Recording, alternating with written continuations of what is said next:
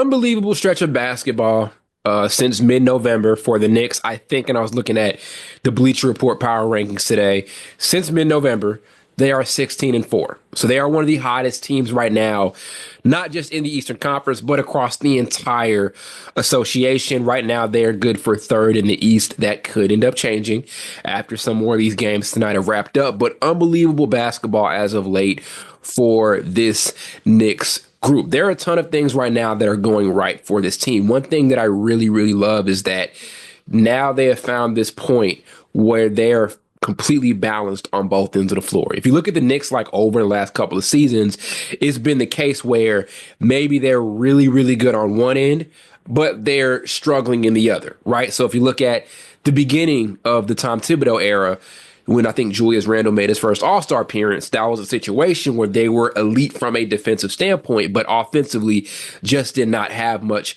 going for themselves. And they did get progressively better offensively as the years went on, but right now they're legitimately at a point where they're playing elite on both ends of the floor. The defense, that's a little bit of a debate. I don't know if they're an elite defense right now, but they're not bad, right? If we're looking at advanced stats like defensive rating right now, I think they're around the 13th spot, which is top half in the league, near the bottom of that top half, but still in a good spot. You also know that you can rely on the fact that they have some really good perimeter defensive players, OG Anunoby, Mikal Bridges, those sorts of guys. And have they been playing at their absolute best defensively? No, right? If you're going to have a perimeter of Bridges and Anunoby, you'd expect that defense to be somewhere maybe within that top five, but still, all things considered, it is a pretty good, solid defense. The offense, though, has been where they have been absolutely killing it right now, sitting within the top five in offensive rating. So right now, they're one of the elite offensive groups in the NBA. Obviously tonight, amazing game from Jalen Brunson. 55 points. It was against a struggling Wizards team that just isn't really great at anything right now, and we know they are tanking to try to get a stab at maybe that number one overall pick in the draft, but 55 points anywhere is impressive. When I'm watching Jalen Brunson, the thing that stands out the most to me, yes, there is his ability to get his own shot off the dribble, but it's how creative he is once he gets into the paint. He is one of the most creative paint finishers in the league. He has like this wide array of pickups, encounters, and all of these things he can do. If he's not getting these layups in the paint or these floaters to go down, he's drawing a foul. He's doing an amazing job at manipulating defenses once he's able to beat his guy off the dribble and get within that painted area. There's a little bit of Tony Parker to it. Kind of mixed in there with how creative and how crafty he is once he gets in the paint. There was a year where Tony Parker, in really a big man's era, was actually one of the top paint finishers in the league. I think there was a season where he was actually the top paint finisher in the NBA and led the league in paint points. Jalen Brunson, I do see some similarities with how elite he is once he's able to get the ball within that area. Then there's just that ability to create his own jump shots off the dribble. Just amazing. And I talked about this actually on a video I did a couple of weeks ago. It's cool seeing like how much Jalen Brunson can adapt to different defensive coverages. So if we look at the playoffs last year, there were a number of different things that teams were doing to try to slow down Jalen Brunson. They would either just straight up blitz him, they would hedge, they would try to throw these lengthier defenders on him, and it really was to no avail. He was finding his way, having his way, still getting to his looks and opportunities. We saw that here in this game against the Wizards as well, where Alex Sarr was on him. And I know Alex Sarr is a rookie and he's still trying to find his footing, but Alex Sarr is a 7-foot-plus guy who was kind of known for his ability to be mobile defensively as a big man. And he just had no answer for Jalen Brunson in the times where he was out there covering him on the perimeter. Brunson was just so comfortable possession in and possession out, had a big-time clutch bucket to send this one into overtime. Amazing stuff. One of the most elite scorers in the entire league, flat out. I think if we're talking about just pure ability to score the basketball, he's top five, if not top five, just outside of that top five, maybe 6 or 7 in that conversation.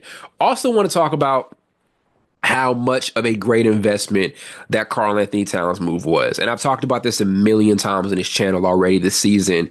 I didn't know how I felt about New York going out and getting Cat because of Cat's struggles in the playoffs over the last few years. Maybe it's because of his foul trouble, and that could still end up being a thing once the playoffs come around this year. I know that was an issue the other day on Christmas when they played the Spurs, but it could be the foul trouble stuff. Maybe it's the inconsistency on offense, once he's out there on the court and he's playing. So I have my questions about Karl Anthony Towns, and obviously the question for the Knicks was, can we find a really reliable second option to fit next to Jalen Brunson?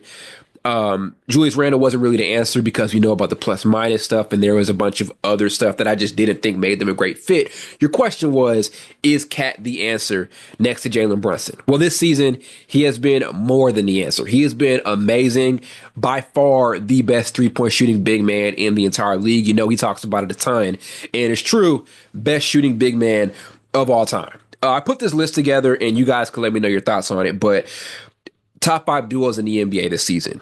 I've got SGA and Jalen Williams at 1. 2, I've got Jason Tatum and Jaylen Brown. And at 3, I have Jalen Brunson and Karl Anthony Towns. After that, I've got Kyrie and Luka. Then at 5, I've got Donovan Mitchell and Darius Garland. Reason I have Kyrie and Luka, I feel like they'd be within that top 3. And they probably would have that Knicks spot at 3 if Luka was healthy for a lengthier amount of time during the season. But still, I think it's really cool seeing that in a summer where I was pretty, uncertain about the idea of bringing in Karl Anthony Towns and having him next to Jalen Brunson as their second option on a team that's trying to win a title, to see that this is how things have turned out, to see that they have been one of the 3 best 1-2 punches in all of basketball in a league where there is some amazing 1-2 punches on paper. There's LeBron and AD. There's Kevin Durant and Devin Booker, right? Like there's a ton of teams out there who have these amazing first and second option players. But to see that Cat and Jalen Brunson have turned out into this, it's been amazing. The fit has been flawless. We're seeing what he's doing as far as just opening up that Knicks offense. So it's not just his ability to shoot, but again, talked about this a trillion times over the season. Cat's ability to space the floor opens up a lot for the Knicks. And there's a wide skill set that Cat also has. There's his ability to pass the ball and all of these things, right? So this is a season where we're reminded of Karl Anthony Towns' ridiculous talent level. Sometimes it got forgotten over the last couple of seasons because of some disappointing stuff with Minnesota, but this is like our reminder that Cat is this elite offensive powerhouse, really. So there's that, and those guys are just fit together flawlessly. Also want to talk about Mikal Bridges, who has just been spectacular over his last 11. I did have questions in the offseason. I was like, what really is going to be the role of Bridges on this team? Is he going to kind of be returning to what he was in Phoenix, where he was primarily this floor spacer? Maybe he could create in bunches here and there. Or is he going to kind of be that shot creator that we saw in Brooklyn, right? My response to that second question was maybe not, because he was doing that in a bad Brooklyn Nets situation. They were not a great team, but looking at this season, and he has emerged still as an elite level shot creator. Look at that game he had on Christmas Day, which was just one of the best games of his NBA career. Look at the game he had tonight here against the Wizards. This stuff with Mikal Bridges is real, right? Mikal Bridges goes from just being a 3-and-D threat to being an amazing shot creator, an amazing complementary scorer, and just kind of breaking out of that box that I feel like a lot of people put him in really since he came over to Phoenix out of Villanova. And I'm not saying that there's something wrong with him being this elite 3-and-D player, because 3-and-D players have a ridiculous level of value in this league. That's one of the most highly valued player archetypes in basketball right now. But to see him expand his game and get to this level where he is a super reliable option on offense, it's been amazing. Now, has he sacrificed some of that for defense? Yes, right? Like, obviously, he's not the elite defender that he was in Phoenix, but still, right? Like, I'll take you being a good enough defender while being an elite offensive talent each and every day, especially if I can trust you to like get it going come postseason time, right? And still be that lockdown sort of guy. So amazing stuff there from Bridges. Like, that's another thing I really wanted to talk about here, is just his amazing play. But I really like where this Knicks franchise is at. They were patient. They trusted the process. Thibodeau has made this thing work. They've built the roster the right way over the last few years.